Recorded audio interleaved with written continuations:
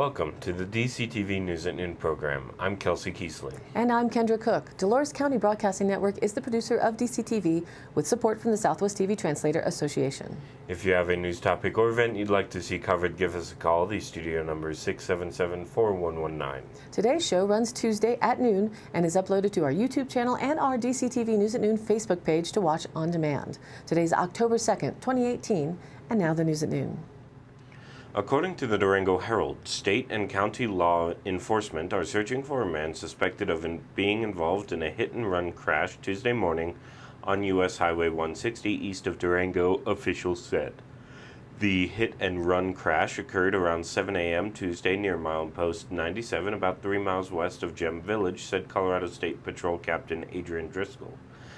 Police chased the vehicle to Lons Automotive, where the suspect escaped on foot, Driscoll said. A victim in the crash suffered minor injuries, Driscoll said. State police called in a search dog around 9:15 a.m. Tuesday to help look for the suspect, Driscoll said. From the Durango Herald, courtesy photo. U.S. Senator Michael Bennet says he's gotten assurances that the Trump administration will play fair with marijuana data. Colorado Politics reported in August that the Democrat from Colorado was concerned the Office of National Drug Control Policy intended to cherry-pick the most damning information it could to make a case against legalized pot, a huge industry in Colorado. Bennet characterized it as a potential attempt to mislead Americans. James Carroll, the acting director of the Trump administration's Drug Policy Office, provided those assurances in a reply, Bennett's office said on Monday. I assure you that the ONDCP seeks all perspectives, positive or negative, when formulating administration policy, Carroll stated in a letter to Bennett. Quote, you have my full and firm commitment that ONDCP will be completely objective and dispassionate in collecting all relevant facts and peer-reviewed scientific research on all drugs, including marijuana, end quote. He said the office's work is, quote, especially relevant now as the nation faces the worst drug crisis in its history. Bennett said Monday that Colorado has relied on fact-based data to shape its policies. Government-sponsored propaganda shouldn't undermine that effort, he said in a statement. I intend to hold the ONDCP to its commitment to present objective and scientific information about marijuana to the American public. Bennett was spurred to question the Drug Policy Office after reports that the Marijuana Policy Coordination Committee asked federal agencies, including the Drug Enforcement Administration, or DEA, to collect and provide, quote, data demonstrating the most significant negative trends about marijuana.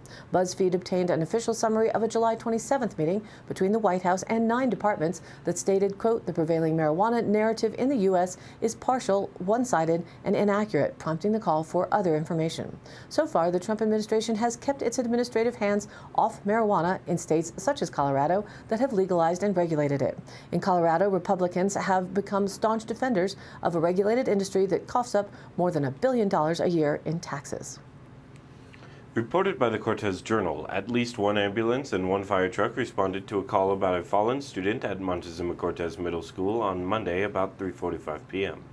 The student, an 8th grader, left the school in an ambulance and was taken to Southwest Memorial Hospital. She was breathing, but details about her condition or the cause of the fall were not disclosed. The student was found lying on the floor at the foot of a set of stairs about a half hour before students were released, and the fall appeared to be accidental. Principal Kate Ott said that she could not provide further information.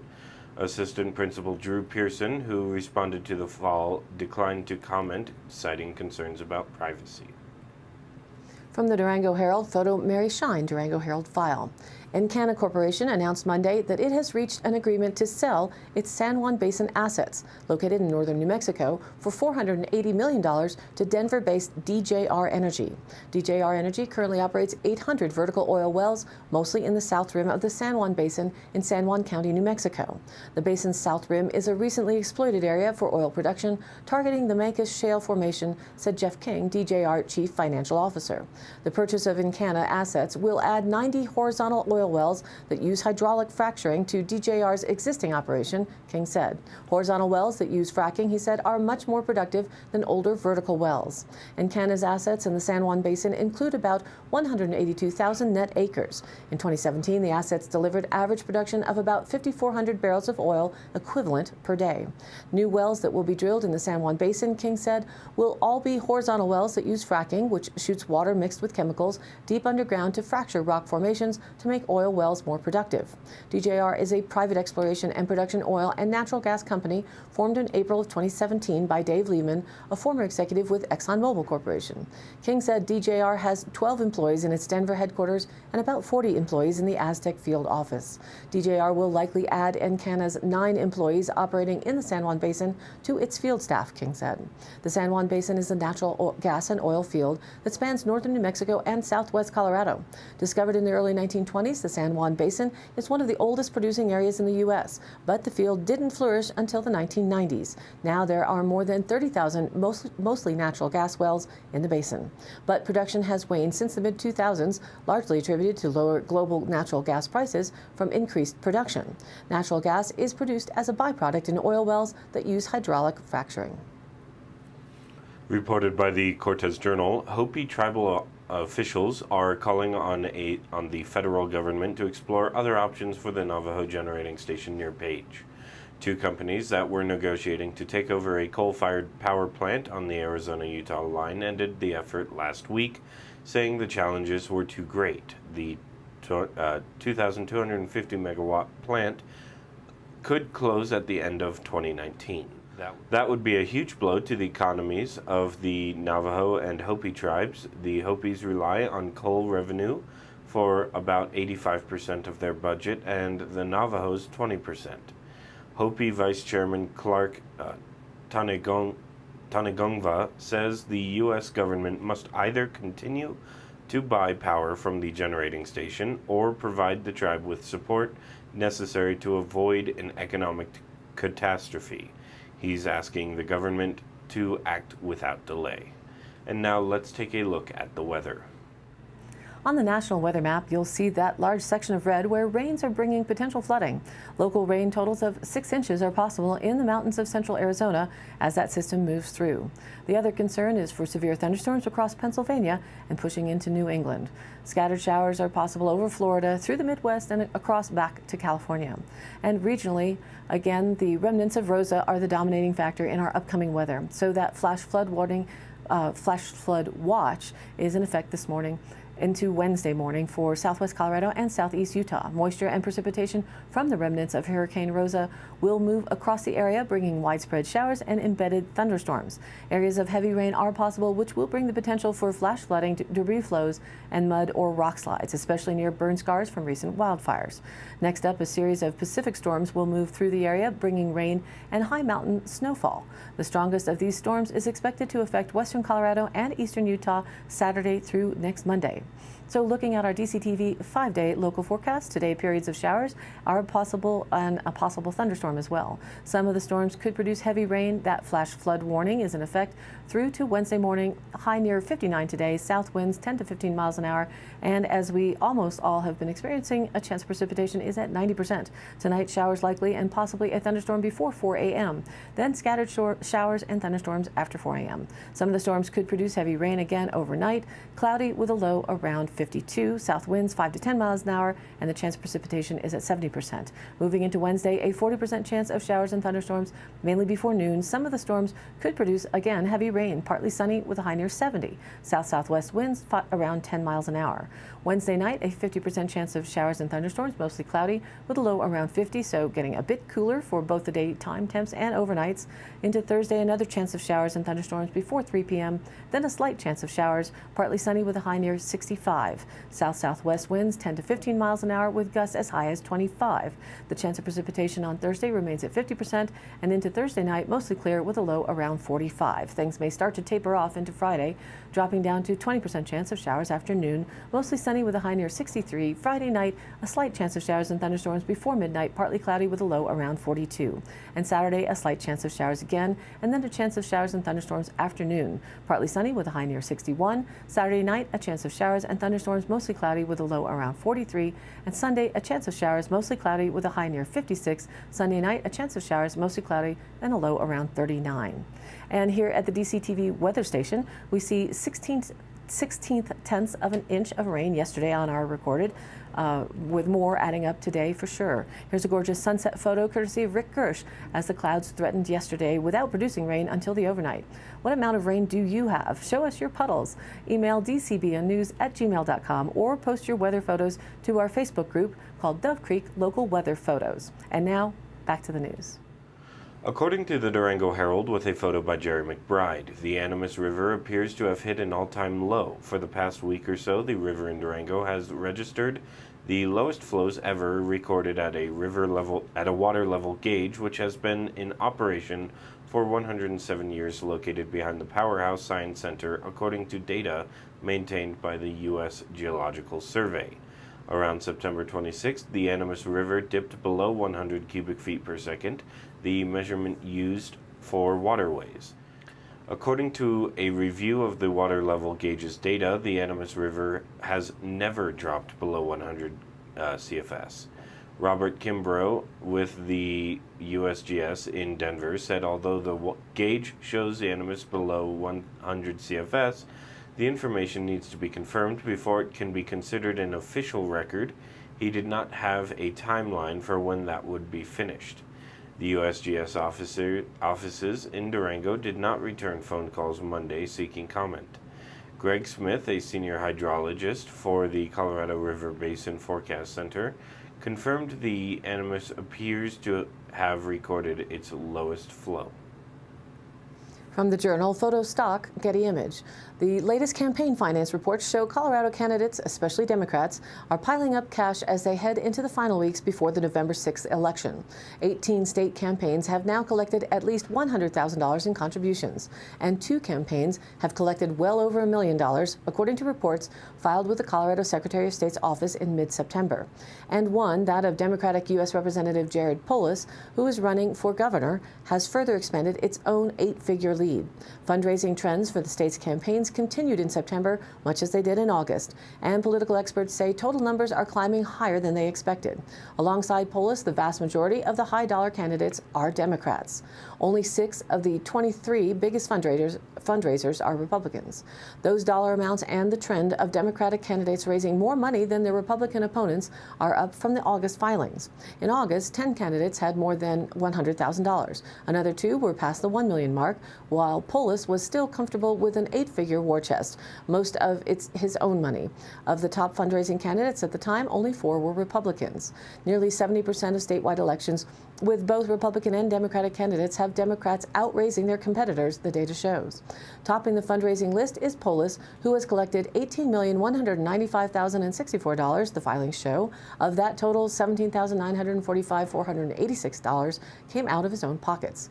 His Republican opponent, Walker Stapleton, has collected just over $3 million in comparison.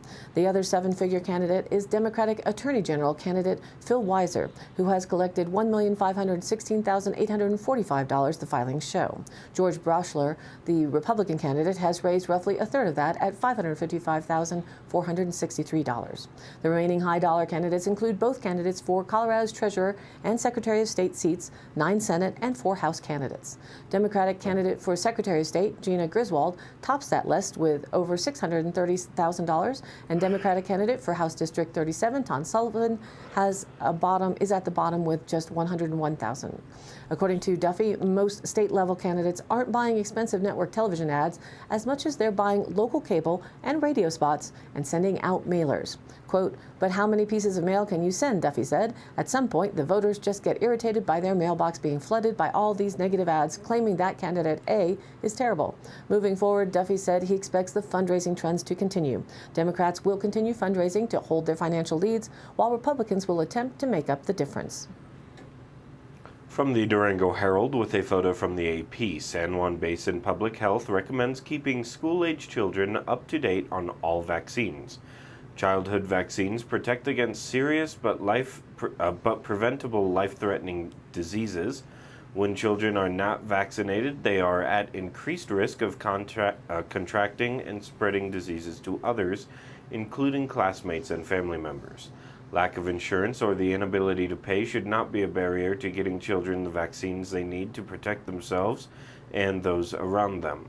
The Vaccines for Children program at the health department provides immunizations to children regardless of ability to pay.